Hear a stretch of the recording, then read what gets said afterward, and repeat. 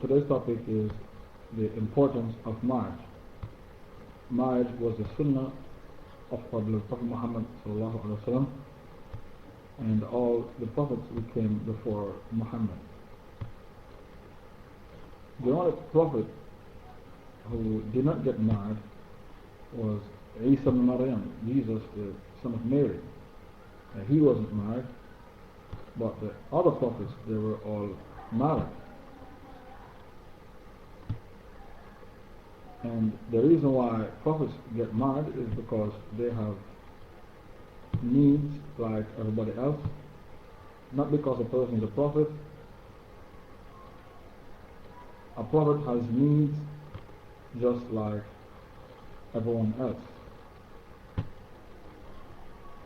And because of that, the prophets of Allah Ta'ala, they were married men.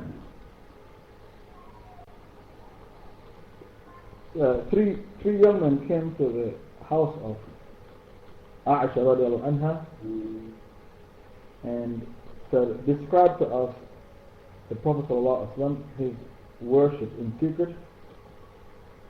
And he told them that sometimes, she told them sometimes he would pray at night until his legs become swollen. They said, if he is a messenger of Allah and he is so pious, then maybe we are not doing enough for Islam. So one of them said, I'll never eat meat again.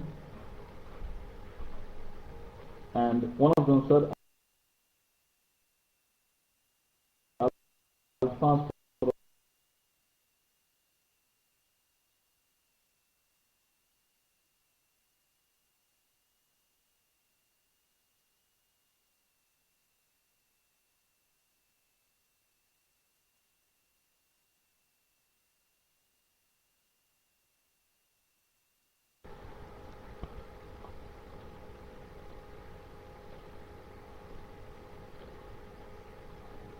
So these three young men went to the house of Aishah and asked her to describe to them the ibadah of the Rasul sallallahu alaihi wasallam, and she told them at night sometimes he would pray until his legs become swollen. One of them said, I'll never eat meat again. One of them said, I won't sleep on the bed anymore. One said, I'll fast for a whole year. One of them said, I won't marry a woman. When this news reached the ears of the Rasul sallallahu alaihi wasallam, he became upset. He said, Ma bal aqwam, what's the matter with some people? He said, Inni asum wa uftir. Some days I fast, some days I don't fast. Wa usalli wa arqud, some nights I stay up and pray, some nights I go to bed. And then he said, وَأَتَزَوَّجْ النِّسَاء, I marry women. And then he said, فَمَنْ رَغِبَ عَنْ سُنَّتِي فَلَيْسَ مِنِّي. Any one of you who abstained from my sunnah of getting married to women, such a person is not a follower of me. Now listen to the hadith. أَتَزَوَّجْ النِّسَاء, I marry women. So there is no such thing as a gay relationship in Islam. That's not tolerated, it's not acceptable. The Prophet didn't say, I get married and stop there. He said, Nisa, I marry Nisa, I marry women. Therefore, in Islam, the only relationship which is permissible is a relationship between a man and a woman. I'm aware of the fact that there are Muslims who call themselves scholars who go on national television and say Islam is a flexible religion, therefore we tolerate gay relationships in Islam. It's tolerated. This is not the case because Rasul said, أَتَزَوَّجْ النِّسَاء, I marry women. فَمَنْ رَغِبَ عَنْ سُنَّتِي فَلَيْسَ مِنِّي. And he who abstained from my sunnah of getting married to women, such a person is not a proper follower of me. And the people who go on TV and speak like this, such kufr, they are jahil about Islamic culture, the Islamic fiqh, because when Abu Bakr was the caliph and he caught homosexuals, he stoned them to death, and death wasn't good enough for them. He burnt their bodies and refused to perform janazah over them. If they were Muslims, janazah would have been performed over them, because when the Prophet stoned people to death for adultery, he always prayed janazah for them. But the homosexuals, janazah wasn't prayed over them because they are not Muslims. And if their bodies were burned, and reduced to ashes, how can you pray janazah over them? There is no body to pray janazah over. Their bodies have been reduced to ashes by Abu Bakr as-Siddiq and Ali ibn Abi Talib and Abdallah ibn Zubayr. These are the three Sahabas who caught homosexuals in their lifetime, and they did the same thing to them. They followed the sunnah of Abu Bakr, stoned them to death, burned their bodies, and refused to pray janazah over them. The Rasul sallallahu alaihi wasallam said, "Ya ma'shar al-shabab, man istata'a minkum al-ba'a falyatazawwaj, فإنه أغض للبصر وأحسن للفرج, ومن لم يستطع فعليه بالصوم, فإنه له وجاء."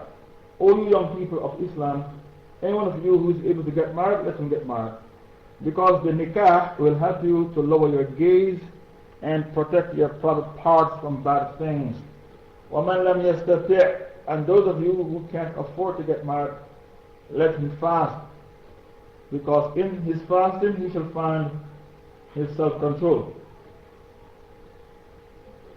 Allah Ta'ala did not create in the human body the spermatozoa, the sperm, for it to stay inside your body. Allah created it for it to come out of your body. Therefore, if it doesn't come out in the halal way, it shall come out in the haram way. Now, people who are single, they always indulge in 11 things. 11 things they indulge in. The first thing is lusting. They lust. Secondly, they practice masturbation. We have already told you what is the madhahib in regards to masturbation. The Hanbalis allow it, and they said it's better of the two evils. It's better to do that than to commit zina. Zina is damaging, masturbation is not damaging.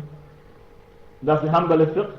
And then the Malikis, they take a different view.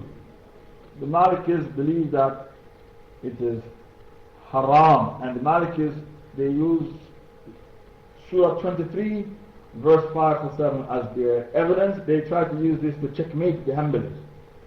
They try to use an ayah to checkmate the Hanbalis. Which ayah? Surah 23 verse 5 to 7. الَّذِينَ هُمْ لِفُرُوجِهِمْ حَافِظُونَ, those who protect their private parts. إِلَّا عَلَىٰ أَزْوَاجِهِمْ أَوْ مَا مَلَكَتْ أَيْمَانُهُمْ فَإِنَّهُمْ غَيْرُ مَلُومِينَ, except from their wives and their right and possessed. For them there is no blame. So the only people you are allowed to indulge in pleasures of the flesh is your wives or your right and possessed. Shukran Firdaus for bringing us the ayah. Your wives or your right and possessed. Then Allah said, فَمَنِ ابْتَغَىٰ وَرَاءَ ذَلِكَ, anybody who go beyond this limit which I have set, they are the adun, they are the transgressors. They are the transgressors, except from their wives or captives of slaves, that they are right and possessed. For them, they are free from blame. And could you give me ayah 7, Shukran? But whoever seeks beyond that, if you seek pleasures of the flesh beyond that, then those are the transgressors. This is the ayah the Malikis used to checkmate the Hanbalis, to say that there is no masturbation in Islam. The correct opinion is not the Maliki opinion, the correct opinion is the Hanbali opinion. The Hanbali opinion that masturbation is the better of the two evils. The third thing that single people indulge in is fornication. And the fourth is adultery. Now, Tayyib, I have a question for the audience. If a man was married and then his wife, he divorced his wife. So he's now single. And after a year, he had an affair. He went to bed with a girl. Did he commit fornication or did he commit adultery according to Sharia law? What's your opinion? I want to see your answer.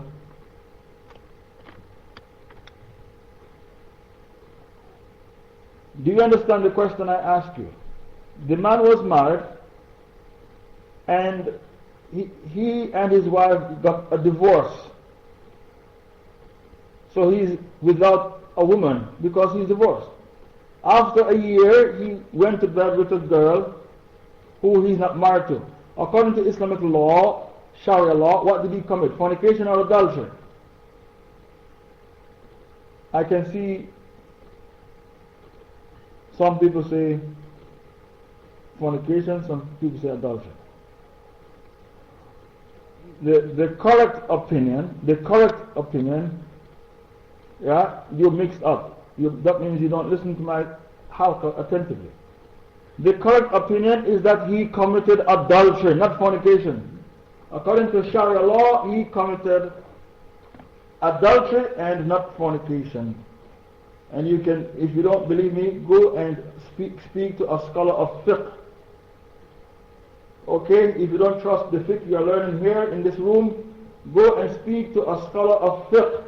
He will confirm for you, not a half-educated person, a person who has full education with ijazah, permission to teach the ummah. Go and speak to a scholar of fiqh if you don't trust what you are learning here. He will tell you that the man committed adultery and not fornication. To say he committed fornication, that is Christianity, not Islam. We don't agree with the Christians in regards to anything. We don't even agree with them as to who Allah is. They say He is three in one. We don't agree as to where Allah is. The Christians say Allah is in heaven. We don't believe that. That's Christianity. We say Allah is on the arsh, above the heavens. Not in heaven, above the heavens. So we don't see eye to eye with the Christians in regards to nothing, because they have a messed up religion.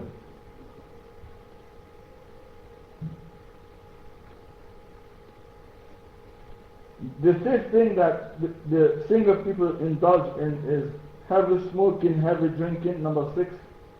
Number 7, lesbianism. Number 8, homosexuality. Number 9, rape. Number 10, incest. Number 11, bestiality.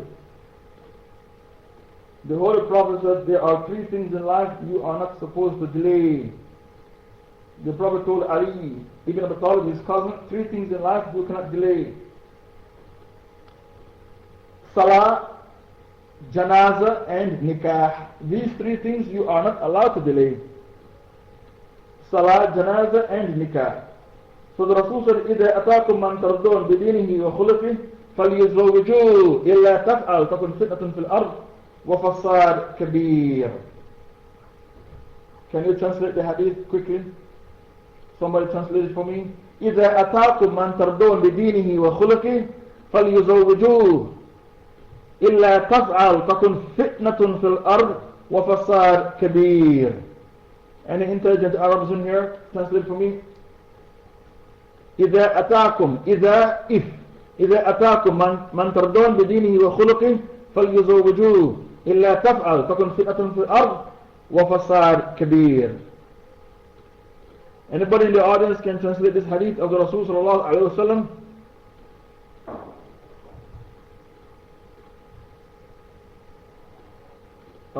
إذا أتاكم من ترضون بدينه. Okay, Ashabab, if you do not marry 2 people who love each other, there will be great corruption in the lands. Okay, I give you 70% for your translation. I'm sure I can get something better, but thanks for your effort. Thanks for your effort, because you did not translate the word deen wa khuluq. You left out the word deen wa khuluq. Okay, Mujahida, if someone comes to you with good character and deen, and you do not marry them, there will be corruption. Okay, Mujahida, I give you 99% for your translation. Corruption in the land. Okay, yes.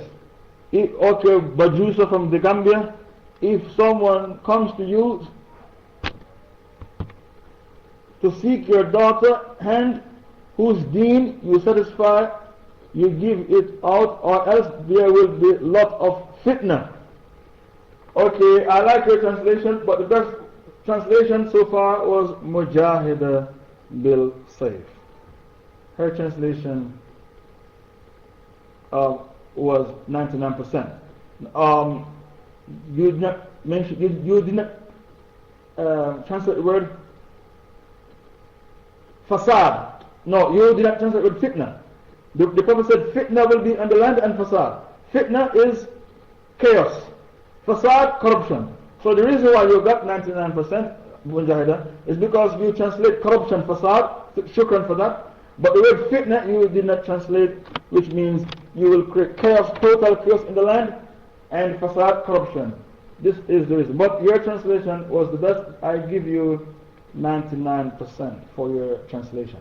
So the Rasul said, إِذَا أَتَاكُمْ مَنْ تَرْضَوْنَ بِدِينِهِ وَخُلُقِهِ فَلْيُزَوِّجُوهُ إِلَّا تَفْعَلْ تَكُنْ فِتْنَةٌ فِي الْأَرْضِ وَفَسَادٌ كَبِيرٌ. Oh, you are multitasking. A woman can multitask.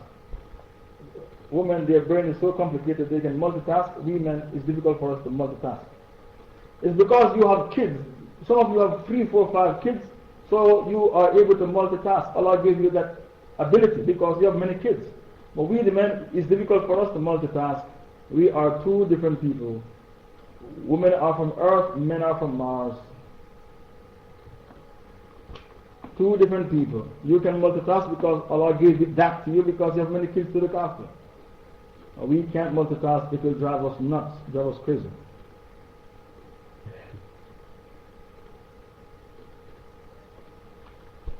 Now, I've given you the hadith encouraging you to get married.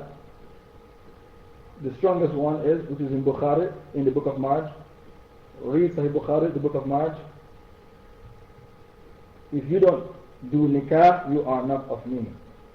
The hukum for marriage, the 4 great Imams, Abu Hanifa, Imam Malik, Imam Shafi, and Ahmad ibn Hanbal said, marriage becomes compulsory on you if you have needs. When I say needs means sexual needs. I was told by an admin that I should not be so frank in my speech because there are single sisters in here and I make them shy.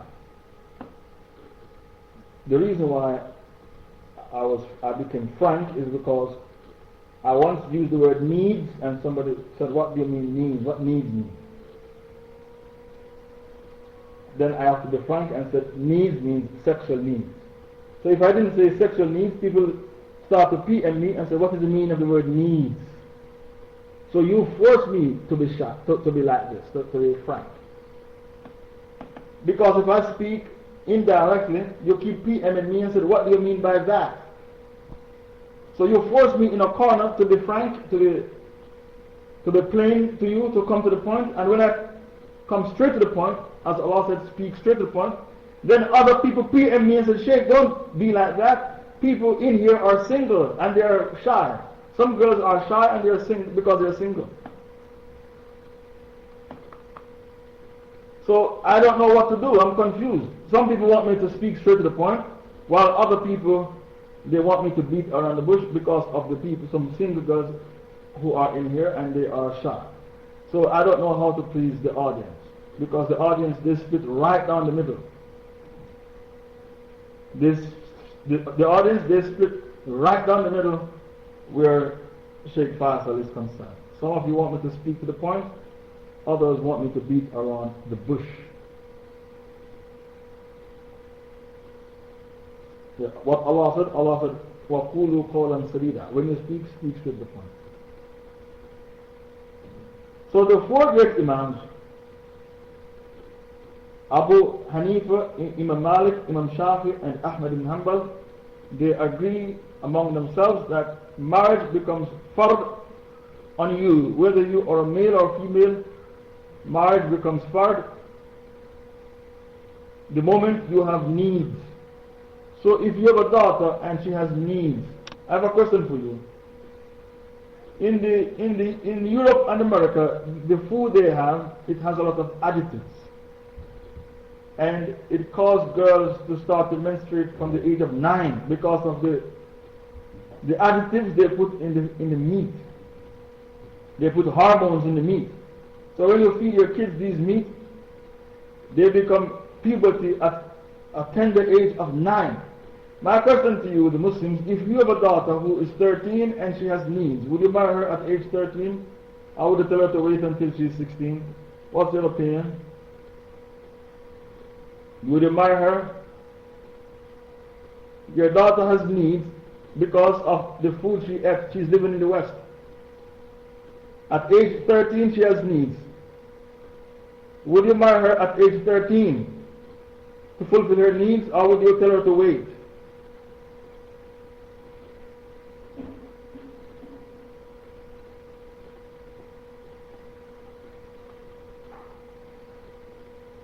Because you might tell your daughter to wait, and then she does haram. To make matters worse, not only I tell her how the kuffar, how evil they are. Not only do they put additives in the food, a lot of hormones for the children to have needs at an early age, they bombard these poor children with sexual images on the bus, on the train, on the billboards. When you drive along the road, on the highway, in the UK we say the motorway, you see sexual images. Even on the cornflakes boxes. On the cornflakes boxes you have sexual images. So they bombard these poor children with sexual images. In cartoons as well, yes, in cartoons. All over the society. All they do is promote zina, zina, zina, zina. With the images. And on the television as well as the newspapers, they promote zina. Yes, Teletubbies is gay. I don't know if they still have it on the TV, but Teletubbies is gay. Only an evil parent would allow the children to watch Teletubbies, because Teletubbies is gay. So after they put these additives in the food for the children to reach puberty at the tender age of 9, they bombard these children with sexual images in every single section of the media. Every single section of the media. Then they bring out a law that says that if your daughter gets pregnant at age 12, age 13, she is allowed to go to the doctor and have an abortion behind the back of her parents, and she doesn't have to tell her parents. She doesn't have to tell her parents. This is how evil the kuffar are. You get pregnant, you go and tell your teacher in the high school. Your teacher will arrange an appointment for you to have an abortion behind the back of your mother, your father, and you don't need to tell them anything because it's your life. Don't tell them anything, it's your life. You want to have a boyfriend, go ahead and have a boyfriend. After you have the boyfriend, if you want to have an abortion, you can have an abortion. You don't need to tell your parents nothing. You don't need to tell them anything because it's your life. This is the reality of life in the West. So the four great Imams said marriage becomes compulsory the moment you fear zina, the moment you have needs.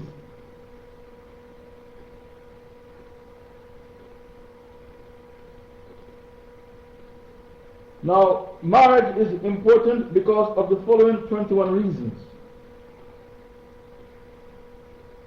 Nikah, marriage is important because of the following 21 reasons. The first reason, marriage is your comfort because of Surah 30 verse 21. ومن آياته أن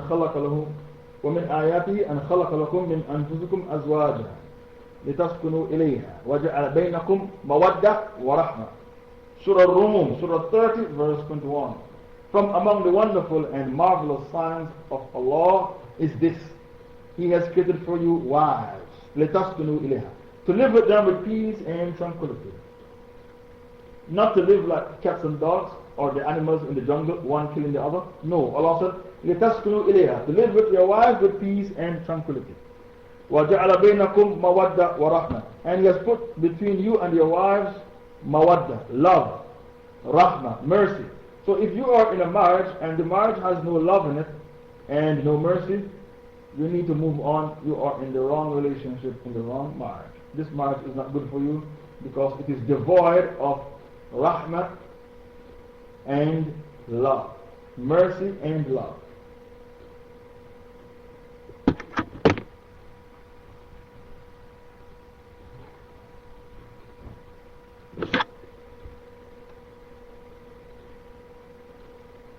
The Rasul sallallahu alayhi wa sallam said, when he was explaining the ayah, رَبَّنَا آتِنَا فِي الدُّنْيَا حَسَنَةً وَفِي الْآخِرَةِ حَسَنَةً وَقِنَا عَذَابَ النَّارِ. Oh Allah, give us the good of the dunya and the good of the hereafter and save us from the hellfire. The good of the dunya are four things: a pious wife, a reliable transportation, a good neighbor, and a spacious home. These are the four hasana of the dunya.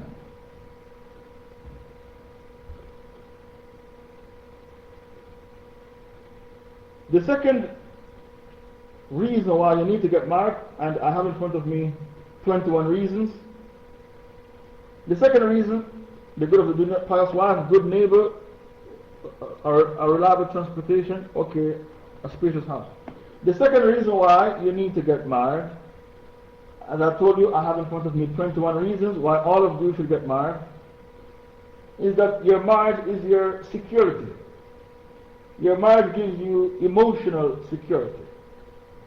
And whenever people are emotionally insecure, they can be very, very dangerous people. It's not good for you to be emotionally insecure. So your marriage gives you emotional security and spiritual security. When you marry a pious person, it gives you spiritual security, because the pious person with knowledge of the deen can teach you your aqidah. But if you, spiritual security, when you marry a person who is firmly grounded in knowledge, who can teach you the deen. And it gives you financial security as well. If you marry somebody who is solvent, it gives you financial security. Now, can a shady Shia give you spiritual security? Can a goofy Sufi give you that spiritual security? What's your opinion? A shady Shia, a goofy Sufi, can they give you spiritual security? Impossible. So you should always marry people with the correct aqidah, who has knowledge in order to accomplish that spiritual security that you need, and you should marry somebody who loves you. The Saudi Salafi cannot give you that spiritual security because the Saudi Salafi has a Tawheed problem. The Saudi Salafis, they went against the ijma of the Ummah. You should always marry somebody who loves you, so that you can get that emotional security. The Saudi Salafis have a high divorce rate. They treat their wives very badly, and the reason why the Saudi Salafis treat their wives very badly is because they are Khawarij with the Muslims. The Saudi Salafis, they treat their wives like dogs because they are Khawarij with the Muslims. And they are Murji with the leaders. Now, how did the Saudi Salafis went astray in regards to Tawheed? They are Murji with the leaders because the paycheck comes from the leaders, but they are Khawarij with the Ummah.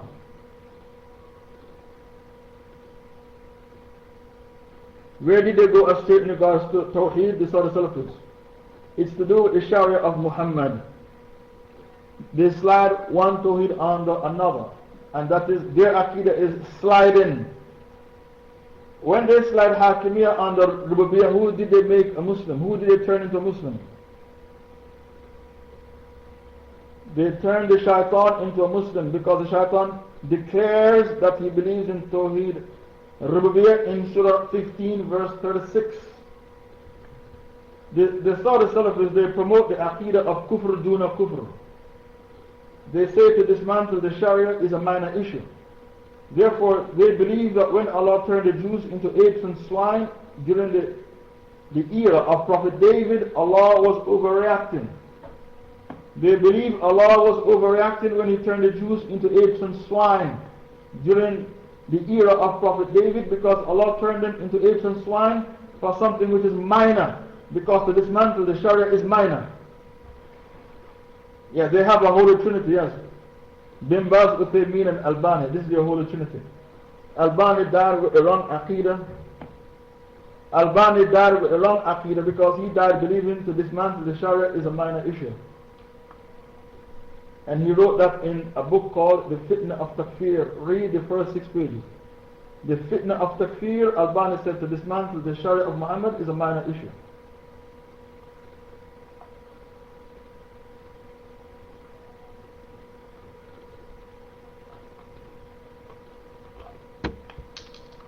I would appreciate if our admin Firdaus takes note of this topic, the importance of marriage, and email it to me tonight, inshallah.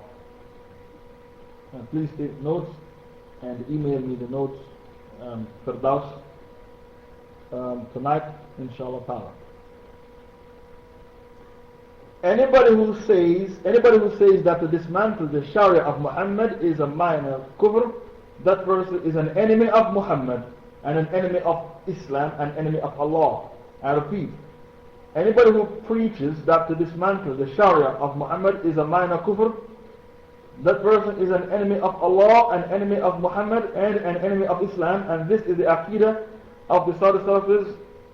They went against the ijma' of the ummah, because Ibn Kathir and Ibn Taymiyyah said it is the ijma' of the ummah that whosoever dismantles the Sharia, such a person is a kafir. So they went against this ijma', and because of that they became zindiq. Who is a zindiq? What's the meaning of the Arabic word zindiq?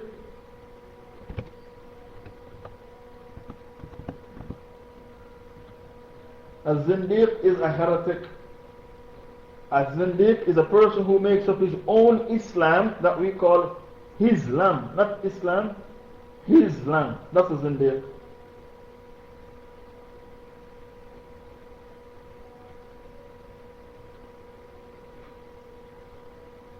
Also, whenever you love your wife, you should make it known. Because when Amr ibn al-As approached the Prophet and said, "O Messenger of Allah, who do you love best?" He said, "From all the people of the dunya, who do you love best, O Messenger of Allah?" He said, "Aishah." He said, "Who next?" Her father. Who next? Omar. This is how the Prophet arranged them. This is how the Prophet arranged them. Aisha, her father, Omar. Your marriage is your deen. Number 3, the third reason why you need to get married. The third reason why all of you should get married, your marriage is half of your deen. The Rasul said, marriage is half of your deen, so fear Allah with the other half. When you are married, it is easy for you to be a good Muslim when you are married. Especially when you are living in a marriage in which your partner loves you.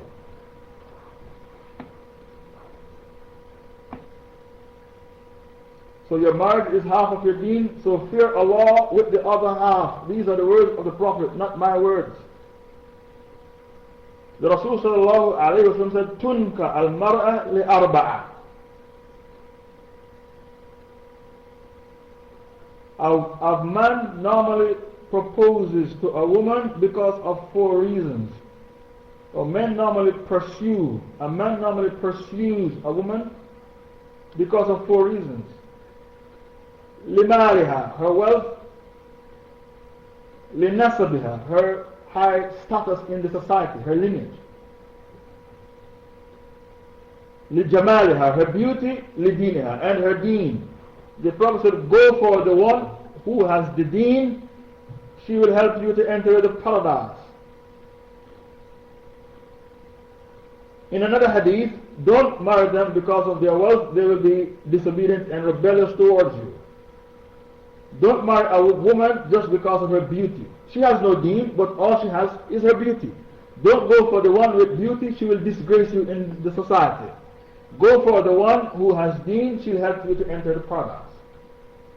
And a good woman, she sprinkles water in the face of her husband to wake him up for Fajr. Make sure your husband is not a munafiq. You sprinkle water in the face of a munafiq, he'll punch you in the head when he wakes up. So make sure you're not living with a munafiq. Make sure your husband is a good man.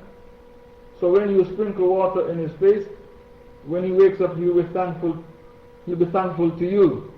That's the husband you need. The one who will be thankful to you, not a munafiq who will not appreciate you. Sprinkle water in his face to wake him up for Fajr.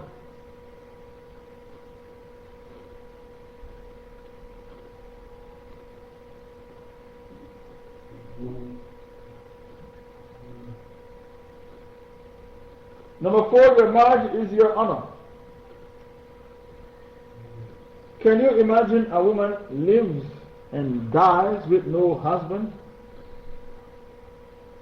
This woman, she lives and she dies with no husband. How can this woman be respected in the society? You live and die, no husband, no kids.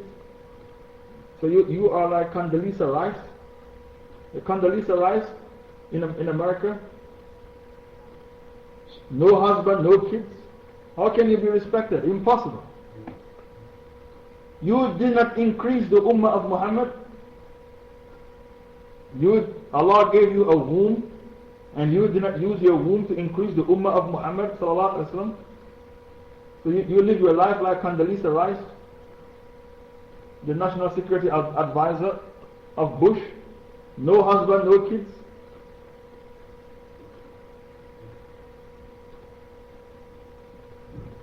So your marriage is your honor.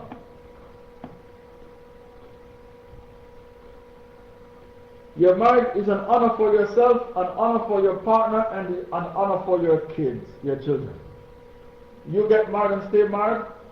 It's an honor for yourself, an honor for your partner, and an honor for the children, because the children are not from a broken home. Did you see the presidential candidates? Did you see whenever a man wants to be the president of a country, for even the USA, he wants to be president, he parades his wife and kids on the national TV. I've been married for the past 15 years. This is my wife, this is my kids. I'm a stable married man. I am the best candidate to be president. Do you see anybody who wants to be president of the USA, he brings his gay partner and said, I've been married to this man for 10 years, so choose me to be the president? Do you see that? Never. He brings his wife. He brings his wife on the national television with his 3-4 kids. And what does he say? I've been married for the past 15, 20 years. And I didn't have an affair. I am a happy married man.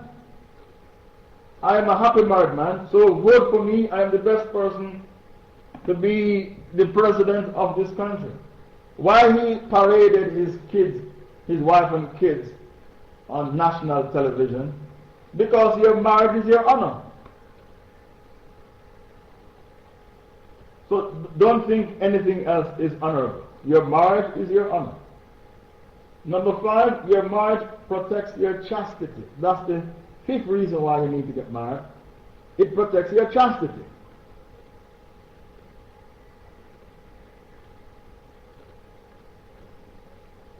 So the Rasul sallallahu alayhi wa sallam said, if you should see a woman who causes you to become excited, you see a woman and this woman causes you to become sexually excited, go home to your wife Because what your wife has, what the woman has, your wife has the same thing. This is the hadith. You see a woman and she causes you to become excited. Go home to your wife, because what that woman has, your wife has the same thing. So this hadith tells you what? Your marriage protects your chastity. So can you imagine a man, he got excited and he has no wife to go home to? What is he going to do? His state is pitiful, appalling and pathetic because he has no wife to go home to. So your marriage protects your chastity. This is the 5th reason why all of us have to get married ASAP. Your marriage is tawakkul. Tawakkul means to put your trust in Allah. I quote you the hadith. If you get married because you fear falling into zina, tawakkul. This is the 6th reason why you should get married. The 6th reason. It is your tawakkul. What the hadith says? Tawakkul. Put in brackets, trusting in Allah. Yes, putting your trust in Allah. If you get married, you are poor, you are a pauper, and you get married because you fear falling into zina, Allah makes it hard to feed you and your wife. I'm sure you have seen people who got married and they were poor and then they got rich afterwards. And the Prophet said, any man with a lot of daughters, Allah will make him be wealthy. Any man who has a lot of daughters, Allah will give you wealth. This is a hadith.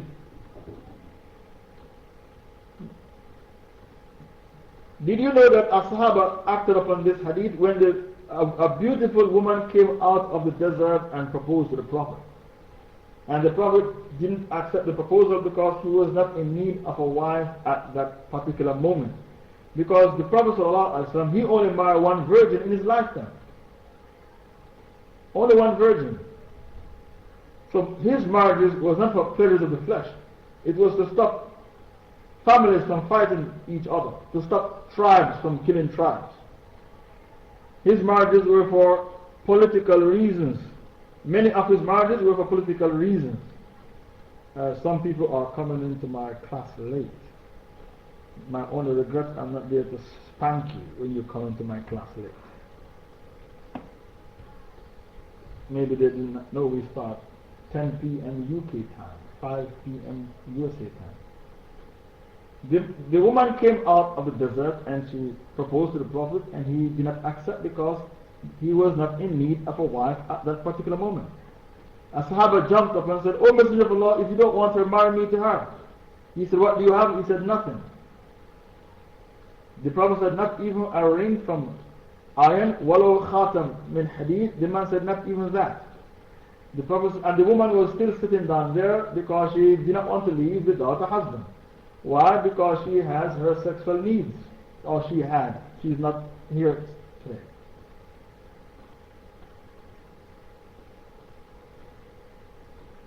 The Prophet said to the man, "Do you memorize any part of the Quran?" He said, "Yes, I memorize Surah Baqarah, Al-Imran, and a few other surahs." The Prophet said, "I marry her to you, and the mahar is that you teach her what you memorize of the Holy Quran." Now look at this man. He was in the middle of the desert, no baby benefit, no income support, no welfare, no dole. He didn't even have a ring made of iron. Yet he married a woman. Why? Because the hadith says, if you marry a woman because you fear zina, I make it compulsory on me, Allah, to feed you. This tells you that your marriage is tawakkul, to put your trust in Allah. I've seen many people in the UK who are single, and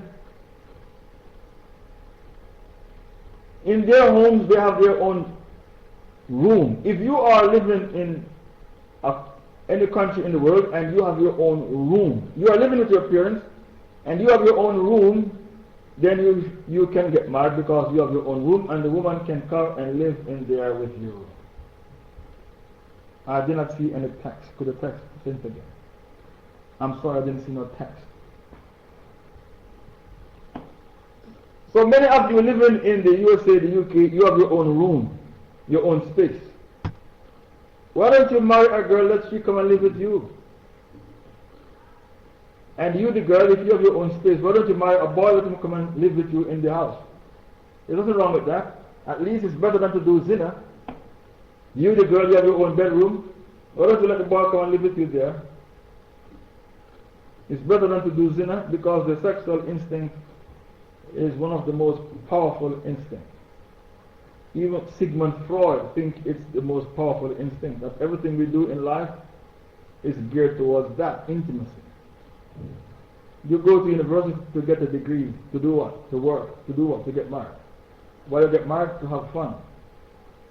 I was taught in university that the purpose of marriage is to have fun. And marriage is a contract like every other contract. If it doesn't work out, you can go your separate ways. There's no big deal about it. Marriage is just a contract like every other contract. If it's not working, you can say goodbye. Assalamu alaikum. You go separate ways. Allah said, فَإِمْسَاكْ بِمَعْرُوفٍ أَوْ تَصْرِيحٌ بِإِحْسَانٍ. Live with each other with kindness, and if it's not working, then separate with kindness. Live with each other with kindness, and if it's not working out, then separate with kindness. And when you go your separate ways, you shouldn't slander the character of each other. Don't slander the person. Oh, I divorced him because he was impotent. Don't say that. If somebody asks you why did you get divorced, just say Qadar Allah. Just say Qadar Allah. If somebody asks you why did you get divorced, just give them that word Qadar Allah. It is a Qadar. And don't go into details. Don't say I divorced him because he was impotent. Some women do that to disgrace the man. Don't go into details, just say I divorced because it's Qadar Allah. Because what Allah said, live together with each other with kindness. فَإِمْسَاكْ بِمَعْرُوفٍ أَوْ تَصْرِيحٌ بِإِحْسَانٍ. Live together with kindness, and if it's not working out, then separate with kindness. Don't slander each other when you separate. The only time you are allowed to expose your husband's weaknesses is if you are seeking advice. Only if you are seeking advice, you are allowed to expose his weaknesses.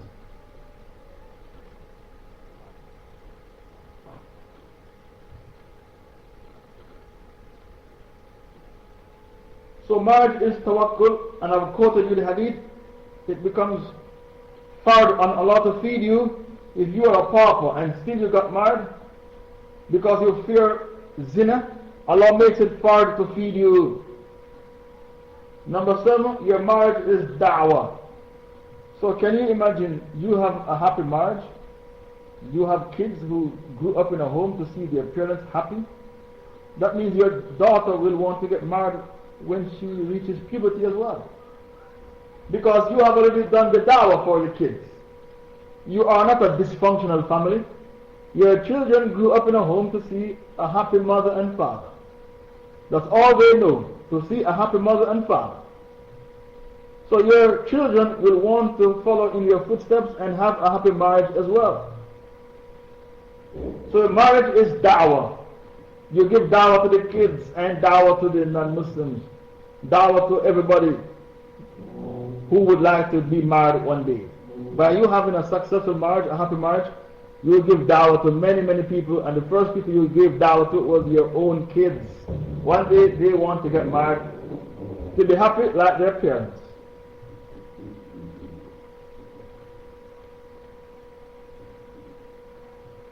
Number 8, marriage is the safeguarding of your lineage.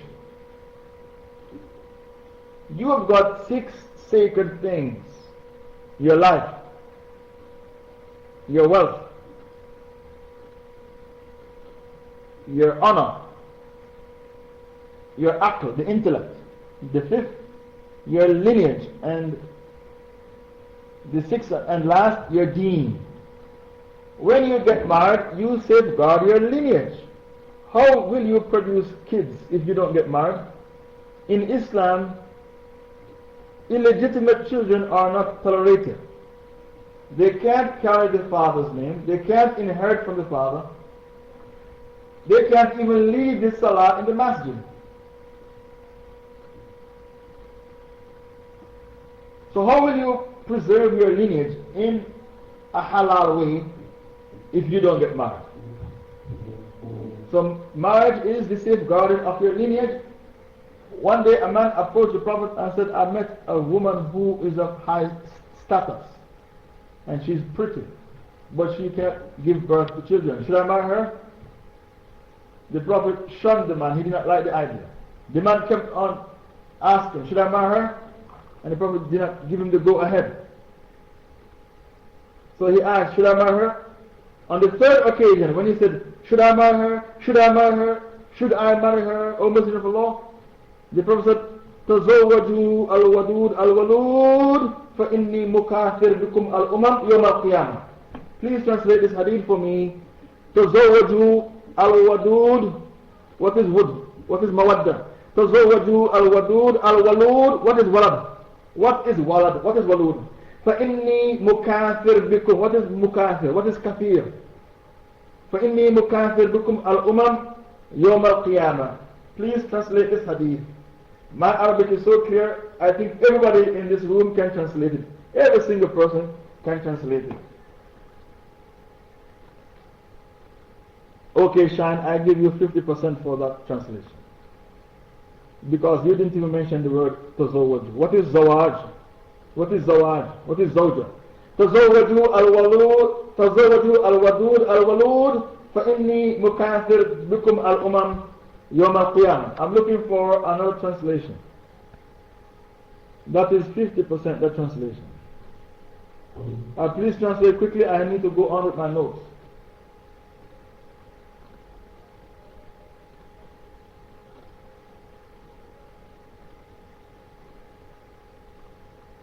Nobody? For me to have many Muslims. Okay, Ash-Shabab, Mujahid. Let me see your translation. Marry women women who are, not who is. Marry women who are young, who can give children, who can give birth to children, so that I will be pleased to see you on Judgment Day for your large numbers for my ummah. Okay, I give you 60%. Marry women who are productive and produce more children, for I will be happy on last day. Okay, none of you score over 50%. Where is Mujahid Abdul Saif? What do you have? Marry women who are fertile, so the ummah increases. Muslim, you got 60%. Marry women who can produce babies, or you're busy. Okay. The proper translation is marry women who are loving and affectionate. You did not mention the word wadud, which is loving and affectionate. Okay, what is al-Abrar has? Marry the woman who can give birth, and she is kind, because I will be proud by your numbers on the day of judgment. Okay, this has been the best one so far. This translation has been the best one so far. تزوجوا al-wadud al-walud. Okay, Mujahid, marry women who are kind and fertile, so you will have many children. So on Judgment Day, I will be proud. Okay, yes, acceptable. Marry women who are loving and affectionate to their husbands, women who are fertile, because it is by these women I will have the most followers on the day of judgment. It is by these women I will be able to compete with the other prophets to have the most followers on the day of judgment. I met a Muslim sister who wants to have 10 kids when she heard this hadith. She wants to have 10 kids when she heard this hadith. And guess how old she is now? She's 14 now. She said when she gets married, she wants to have 10 kids. You want to have 21. It is said some Muslim women can give birth to 21 kids. The kuffar in Europe, they're scared of Muslim women. They said they have a lot of kids. The kuffar in Europe, they are afraid of Muslim women because they have a lot of kids.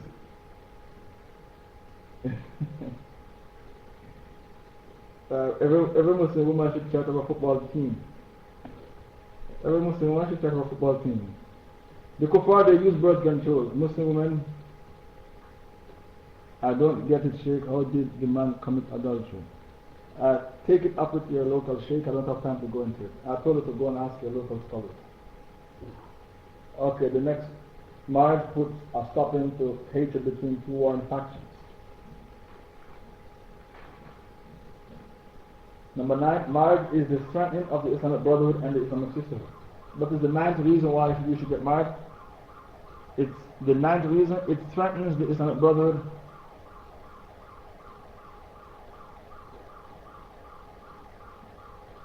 It strengthens the Islamic brotherhood and the Islamic sisterhood. Now take for example the Rasul sallallahu alaihi wasallam. He was married to Aishah, and it strengthens the brotherhood between himself and Abu Bakr. He was married to Hafsa, the daughter of Umar, and it strengthens the brotherhood between himself and Umar. Uthman was married to two of his daughters, Ruqayya and Kulthum, and it strengthens the brotherhood between the Prophet and Uthman ibn Affan. He was called Dhu Nurayn, the possessor of two lights. I am on number 9 right now. Number 9 is marriage strengthens the brotherhood and the sisterhood. That is number 9. And the Prophet married his daughter, his favorite daughter, Fatima, to Ali ibn Abi Talib, so it strengthens the brotherhood between the Prophet and Ali. So whenever you want the brotherhood between yourself and somebody to be strengthened, you should marry your daughter to that man. Then the brotherhood will be strengthened.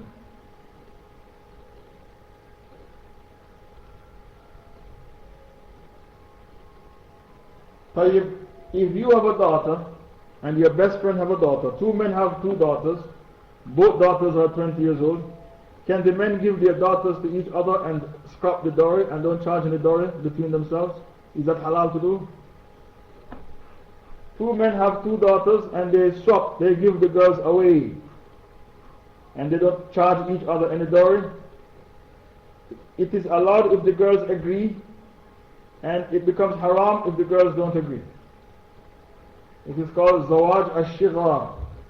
It is halal if the girls agree, but it becomes haram if the girls don't agree. And this marriage strengthens the brotherhood between the two people. Number 10, marriage put a stopping to hatred between two warring factions. Now look how wise the Prophet was. You have Darul Islam and Darul Harb. In the time of the Prophet, Darul Islam was Medina, Darul Harb was Mecca. And the Rasul sallallahu alaihi wasallam, he was so wise, he married the daughter of Abu Sufyan. Her name was Habiba. By marrying Habiba, the daughter of Abu Sufyan, the Rasul sallallahu alaihi wasallam, he stopped hatred between himself and Abu Sufyan. This is how wise the Prophet was. He made his greatest enemy his father-in-law. And Abu Sufyan took his shahada. He made his greatest enemy. Abu Sufyan, I did not say threatens, I said strengthens. Marriage doesn't threaten, it strengthens. Marriage strengthens the brotherhood. It makes stronger the brotherhood and the sisterhood, not threaten. So the Rasul sallallahu alaihi wasallam, because he was so wise, he made Abu Sufyan his greatest enemy, his father-in-law, by marrying Habiba.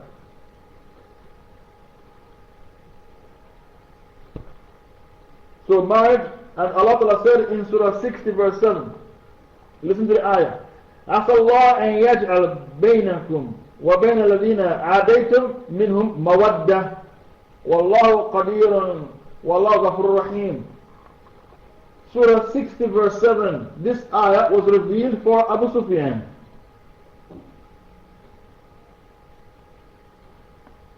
Maybe Allah Ta'ala will put love in the heart of the people who you and them have hatred. Perhaps Allah will make friendship between you and those whom you hold as enemies. All the scholars of Islam said Allah sent this ayah down, Surah 60, Surah Mumtahina verse 7, for Abu Sufyan, that you marry his daughter, Habiba. One day Allah put love in his heart for you and love in your heart for him. So this is how powerful marriage is. It stops hatred between two warring factions.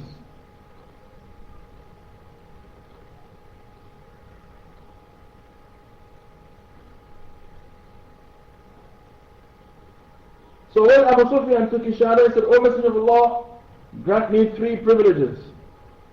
Listen to this hadith.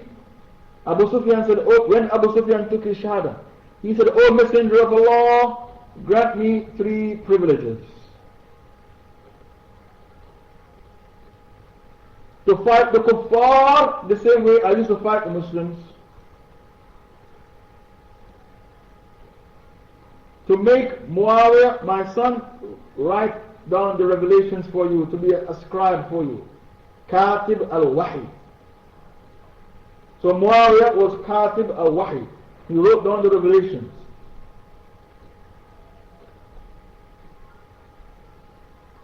And the third, to marry Habiba. To marry my daughter Habiba. Now I was confused about this hadith in my university,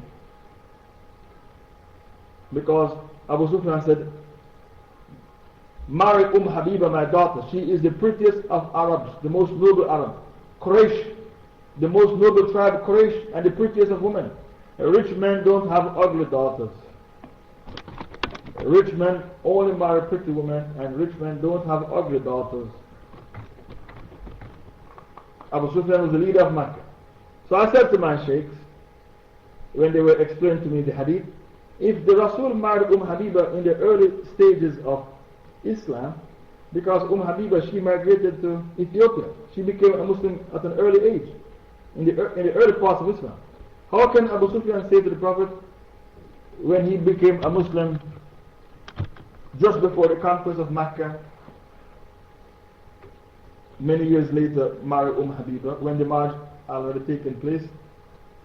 I asked my sheikhs, is this hadith sahih? They said, yes, the hadith is sahih. The hadith is in Sahih Muslim. So what does the hadith mean? They said Abu Sufyan wanted to sanction the marriage.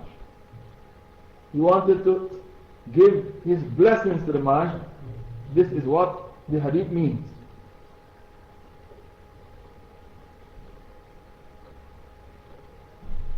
Number 11, marriage stops racism, tribalism, nationalism. Marriage stops racism, tribalism, and nationalism. And this is number 11. So when you have interracial marriages, it puts a stop into racism, tribalism, and nationalism. So you'll find that a country like the UK will have less racism than a country like Denmark. Yeah, the word for racism, tribalism, and nationalism is asabiya. Asabiya, that one word asabiya covers racism, tribalism, nationalism. Your marriage puts a stop into that. So take for example a country like the UK, you'll find that there will be less racism in the UK than in China or in India. Because in the UK people marry each other. There's a lot of interracial marriages in the UK. So a place like the UK, which is called a multicultural society, will have less racism than say a place like India or Pakistan or China, where people only marry from among themselves. They only marry their own race. So can you imagine how racist those people are? Just imagine how racist those people are, right? In China, India, Pakistan. I can just imagine those people are very, very racist, where they only marry from among themselves. While a person living in the UK, born in the UK, will be more open-minded because it's a multicultural society.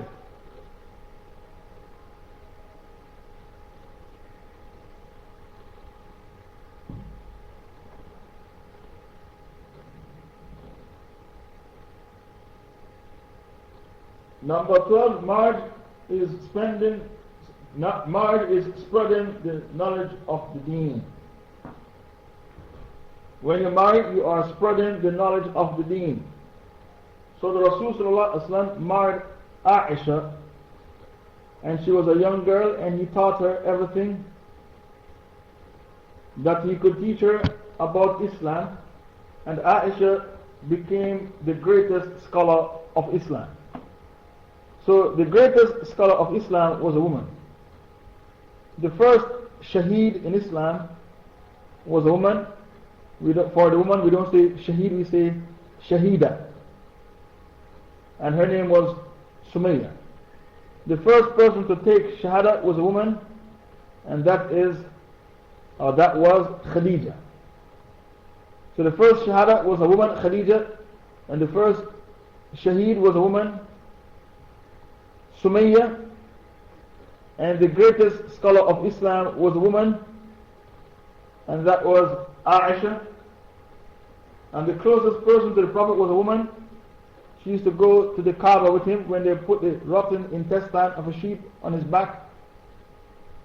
She would scratch it off even though she was only 9 years old at the time. And she was crying and scratching from the back of the Prophet. She was always beside the Prophet, and that was Fatima, yes, who was the closest person to the Prophet. The greatest sacrifice made in one day for Islam was a woman, and that was by Khansa. She gave her 4 sons as a gift to Allah at the Battle of Qadisiyah. Khansa. She gave her 4 sons to Allah as a gift. They all died as shaheed at the Battle of Qadisiyah.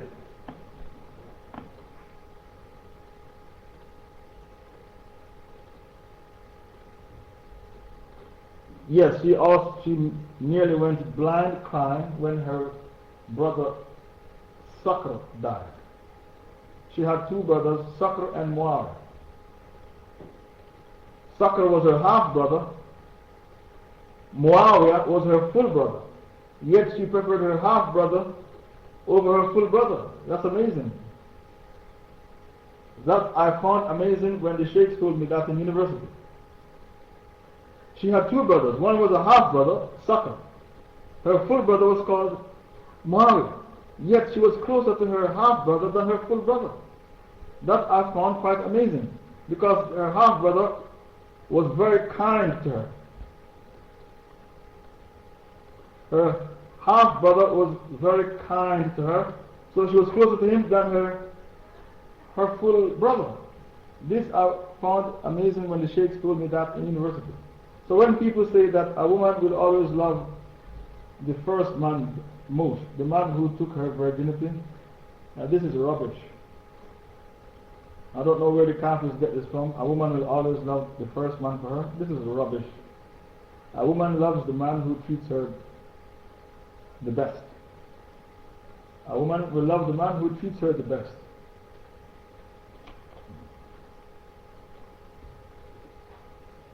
And when a woman goes to paradise, what will happen? Who will be her husband in paradise when she goes to paradise?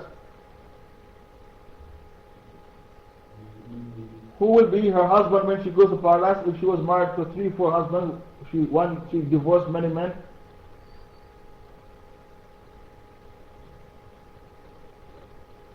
What's happening in my room? Where people are screaming at each other. Okay, who will be the one who treated her? The one who treated her the best will be in paradise with her. Yes, the most pious one, or the one who treated her the best. To say the last one will be in paradise with her, that's not the case. What if he's a shady Shia? Can a shady Shia go to paradise who makes takfir on the Sahabas? How can a shady Shia go to paradise who makes takfir on the Sahabas? So what if he tricked her and pretended to be Sunni and he turns out to be a Shia? So to say she will be the last one will be in paradise, that's not the case. She will be in paradise with the one who is the most pious. The one who is most pious.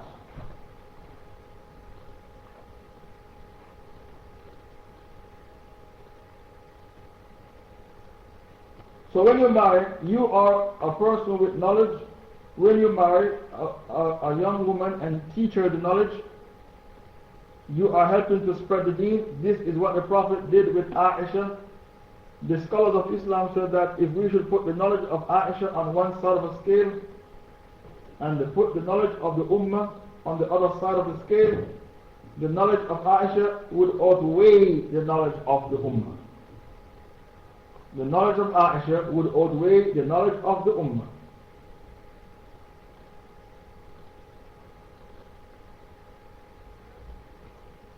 Ahmad ibn Hanbal had a son called Abdallah, and he was a scholar as well. So Ahmad ibn Hanbal passed on his knowledge to his son. So when you marry, not only do you spread the knowledge to your wife, you spread the knowledge to your children.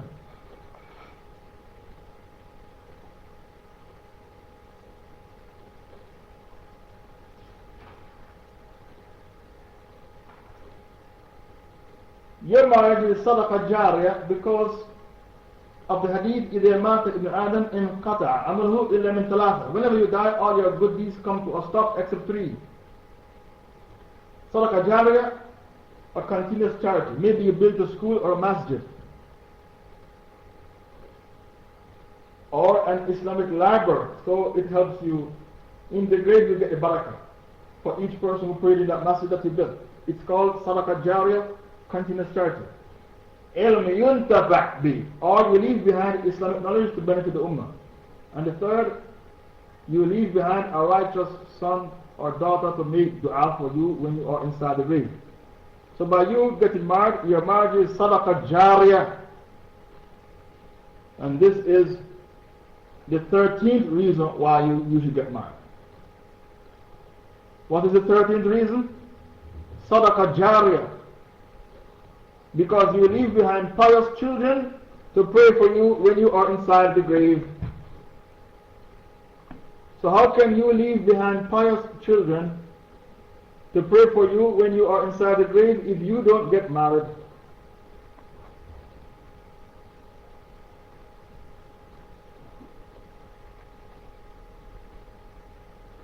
Number 14, your marriage is an act of kindness. Your marriage is an act of kindness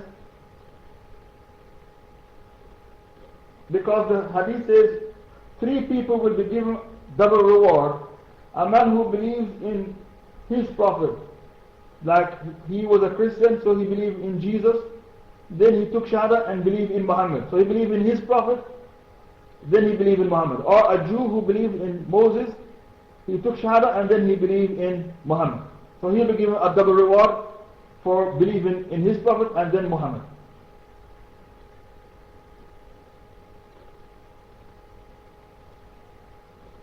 A man who was loyal to his master and he was loyal to Allah. Number 3, a man who had a slave girl and he freed her and then married her.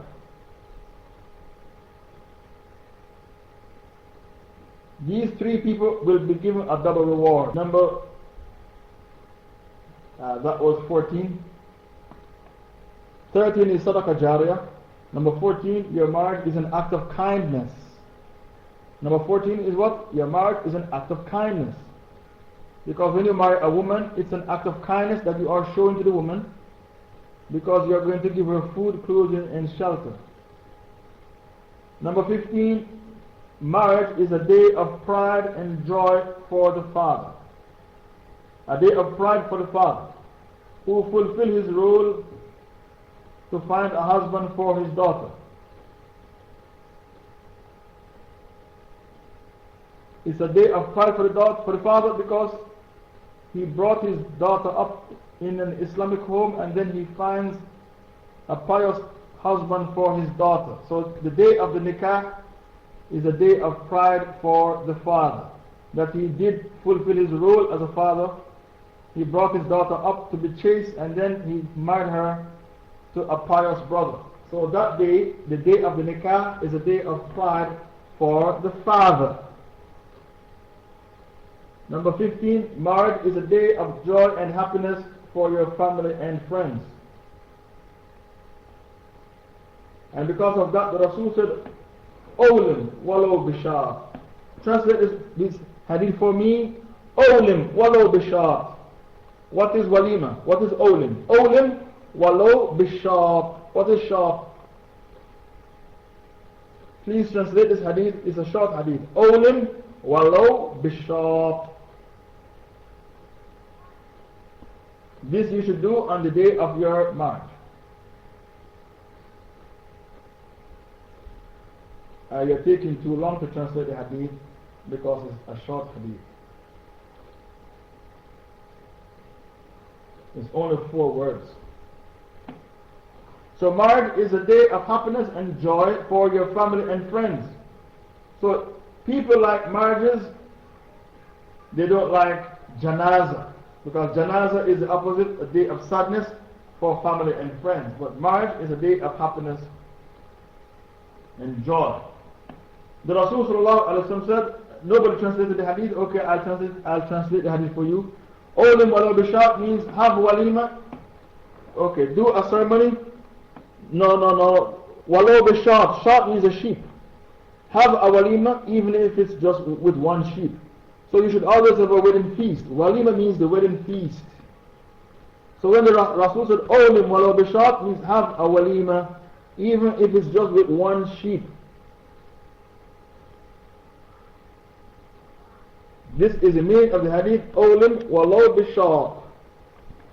Our brothers and sisters, I will be starting an Arabic class on Paltalk very, very soon.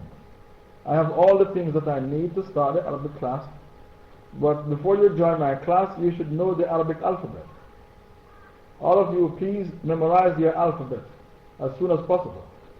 You will be at a big disadvantage if you don't know the Arabic alphabet. So please memorize the Arabic alphabet. And when you come to the class, bring your copybook with pens or pencil to take notes from what I will be writing. Bring your copybook. And you'll write in your copybook from my screen. I will tell you the times. It's yet to be decided. I need to speak with my admins. I'll tell you the times. But an Arabic class will be here very, very soon. And all of you should know the Arabic alphabet before you join my class. I've just recited a very short hadith and you could not translate it. Olim walau bishab. Olim means have walima. Walau, law means if. The Arabic word law means if. Shab means what? A sheep. Have a walima even if it's just with 1 sheep.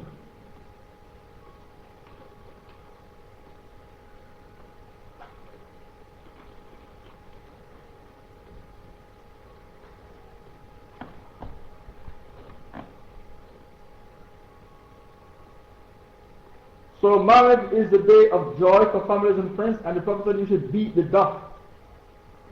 You should beat the drums on this day. Are women allowed to dance on this day? Can women dance on a wedding day? The answer to the question is, I don't have any evidence to make it haram. Listen carefully. I don't have any evidence to make it haram, but they cannot do it in front of men. If they want to have a room by themselves and beat the drums and dance, they cannot do it in front of men. It has to be by themselves. Because to dance in front of men, this is fitna. So I don't have any evidence to say it is haram. If anybody know of any hadith to say it is haram, please bring it forward. But I don't have any evidence to say that it is haram, as long as they do not do it in front of men.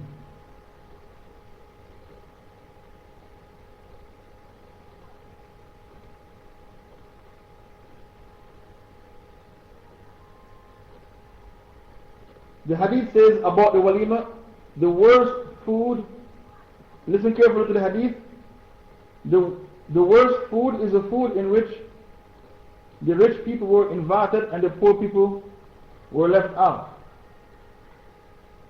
The worst food is the food of the walima in which the rich were invited and the poor were left out. And anyone who got an invitation and did not turn up, he has disobeyed Allah and His Rasul.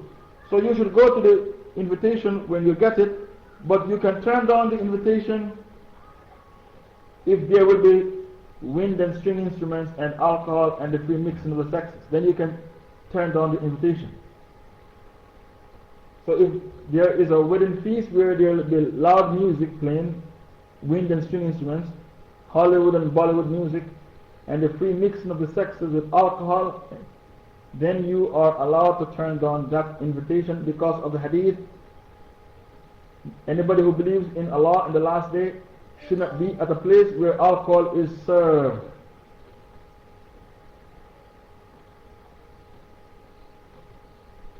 How many points did I give you so far about nikah?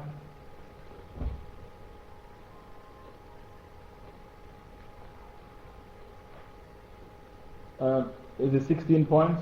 So you have written 16 already? How many points have you written already? 16, so this is the 17th. Marriage is a jihad. Marriage is a jihad.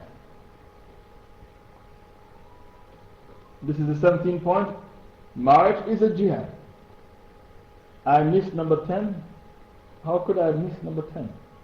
Firdaus, what is number 10, please? Can you tell me what is number 10, Firdaus? Oh, you came late. You came late. There is no deputy for the absentee.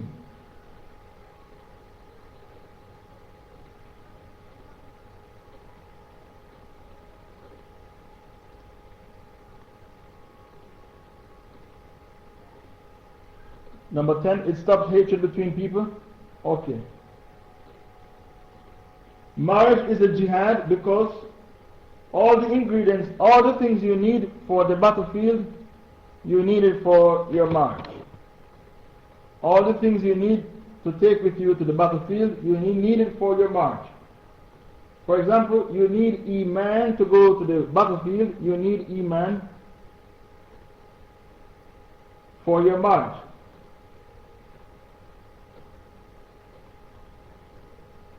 Number 2, you need knowledge for the battlefield, knowledge how to fight.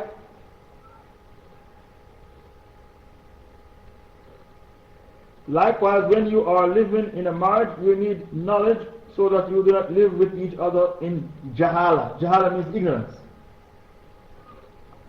You need knowledge on the battlefield, and you need knowledge in your marriage so that you will live with each other with kindness.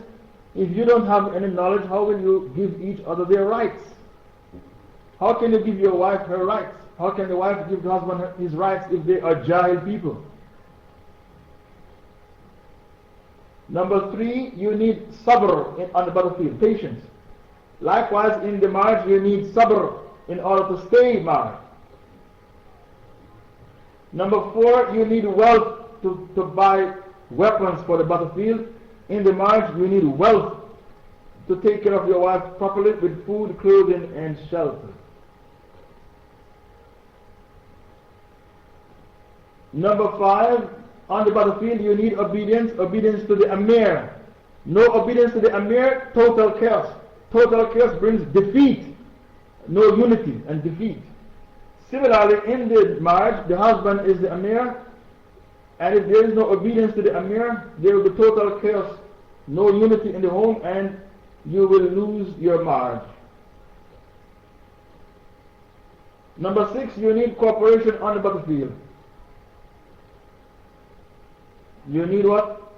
Cooperation on the battlefield to help each other to win the battle. Likewise, in the marriage, you need to help each other. The husband help the wife help the husband. You need cooperation. Number 7, you need respect. On the battlefield, you need to respect each other. In the marriage, you need to respect each other.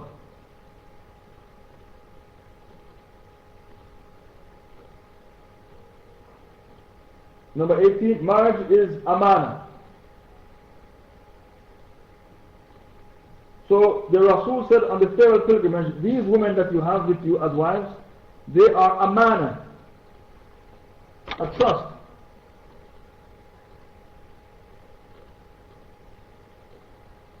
So look after the amana. That's what he told the Sahabas on the farewell pilgrimage.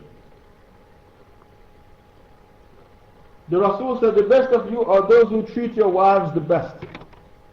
خيركم خيركم لنسائهم. The best of you are those who treat your wives the best.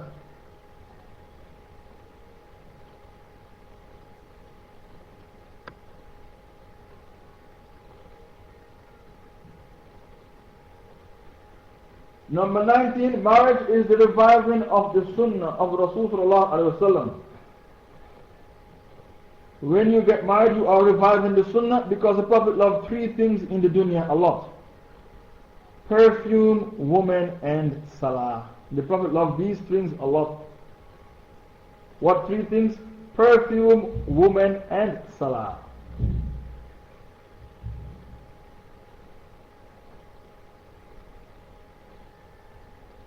And the best of you are those with the most women.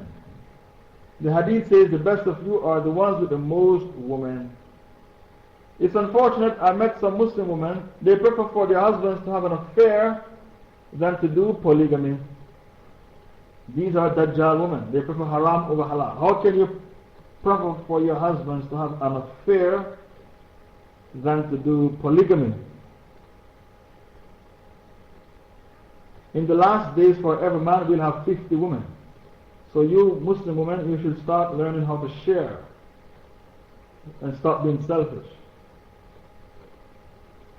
Because in the last days, for every man there will be 50 women. And the Prophet said what? You are not a sincere believer until your love for your Muslim sister what you love for yourself. You are not a sincere believer unless you love for your Muslim sister what you love for yourself.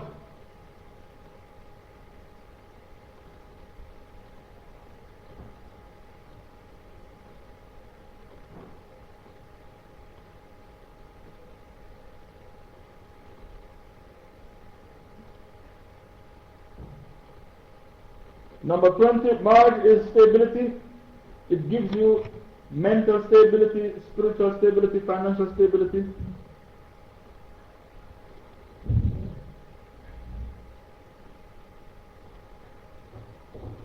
Marriage is your stability. It gives stability to the kids in the home. Kids who are from broken homes, they have no stability. They drop out of school. They get involved with crime. These kids from broken homes have no mental stability, no emotional stability, no spiritual stability. So marriage gives you stability. These kids, they suffer from ADHD, attention deficit hyperactive disorder. Attention deficit hyperactive disorder. Number 21, your marriage gives you confidence. So if somebody accepts your proposal, it gives you confidence that somebody accepts your proposal. ADHD, attention deficit hyperactive disorder, yes. Kids from broken homes, they suffer this, ADHD. So marriage gives the kids stability.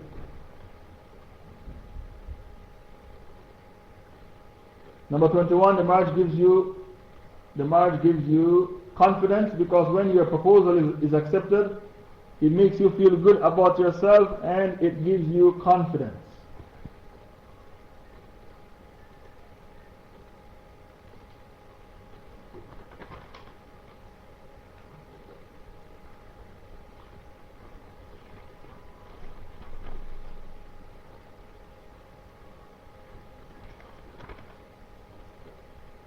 These are the 21.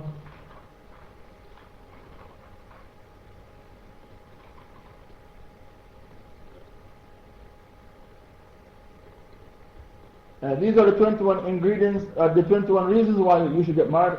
Tomorrow's topic, inshallah, please listen for the topic from our main admin. I will pause and take questions on the topic, the importance of marriage.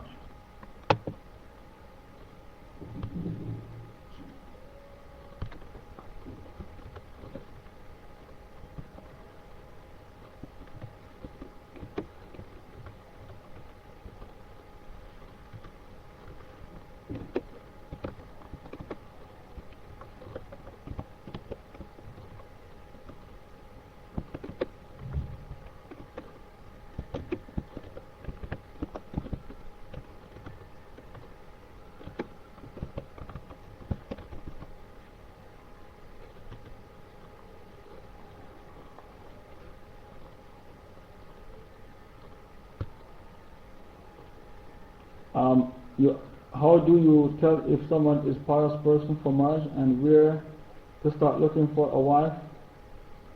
If you have a sheikh, ask the sheikh to find you a wife. That's the best way. The sheikhs have access to a lot of women. When I was living in the UK, I used to have 1,000 friends, half of them men, the other half women, and I used to marry these women to my friends. I used to marry these women to my friends. So because of that, I used to have a lot of friends. Because people know if you're a friend of Shaykh Faisal, you'll find a wife. It is the job of your Shaykh to find you a wife. Don't you have a Shaykh? And he will know which wife is compatible with you. I don't get it, Shaykh. How did the man commit adultery? I thought it was fornication because the man was not married at the time. I know that's what you're thinking, but according to Sharia law, he committed adultery because he was previously married. Please do not be confused between Christianity and Islam. Is it okay to have your wedding and walima on the same day? Yes, it is perfectly halal. Don't the women have the right to choose or reject their husband in Jannah? Because maybe she will not want the same husband she had in the dunya because the way he treated her. In Jannah there won't be any grudges, so you'll be happy with your husband. You'll be khalq jadid, a new creation. So in Jannah there won't be any grudges, so you don't have to worry about that. In Jannah you'll be a new creation. If you do not do walima, is it nikah valid? Yes, the nikah is valid because the walima is sunnah mu'akkada, it's not fard. The nikah is valid if there's no walima because it's sunnah mu'akkada. And people who used to be Christians and Jews and Hindu, Buddhists, and they were married and then they took shahada, they don't need to marry again because Islam accepts those marriages. Islam accepts the marriages that you did in the days of Jahiliyyah. So if you were a Christian, a Jew, a Hindu, a Buddhist, and you took shahada, you don't have to remarry because Islam accepts your marriage. Shaykh, you said some people will be double reward. My question is, would they get double reward for their act, hence master freeing slave girl and marrying her, or would they get double reward for every action they do after the actions mentioned earlier? You'll get a double reward for what you did, yes, for that pious act that you did, not for every single act, just for that one pious act. Okay, the topic has been announced by the main admin, the foundations of a successful marriage. So today I gave you the importance of marriage and I gave you 21 reasons why all of you should get married. Tomorrow I will now tell you what are the foundations to make a marriage a successful marriage. The hadith, the best of you are those who have more women. Does it contradict the verse where Allah mentioned can marry up to 4, but to marry 1 is better for you? The verse did not say to marry 1 is better for you. What the verse said? Please do not misquote Allah. Allah said, if you can't do justice, then marry 1. The verse didn't say 1 is better for you. Allah said, if you cannot do justice, then you should marry 1.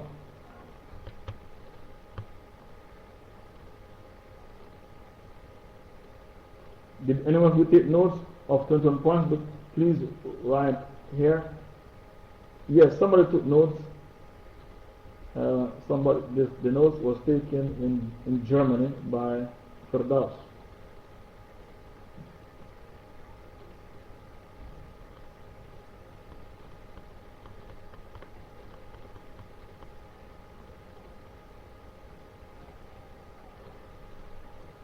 The notes will be available soon, yes?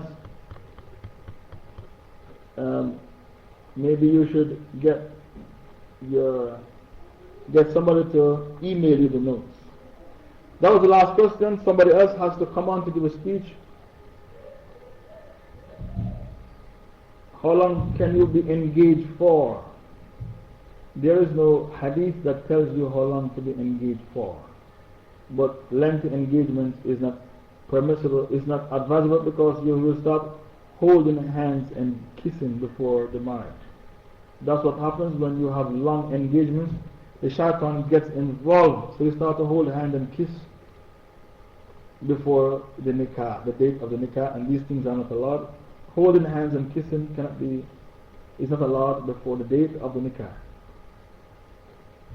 What is the iddah for khula, and can you give me the dalil? The dalil is in the Muwatta of Imam Malik, and the iddah for khula is one menstruation. One menstruation. And the dalil is the Muwatta of Imam Malik. If the Muwatta of Imam Malik is online, you Google khula / the Muwatta of Imam Malik. I think the Muwatta should be online. So you can Google the khula / the Muwatta of Imam Malik.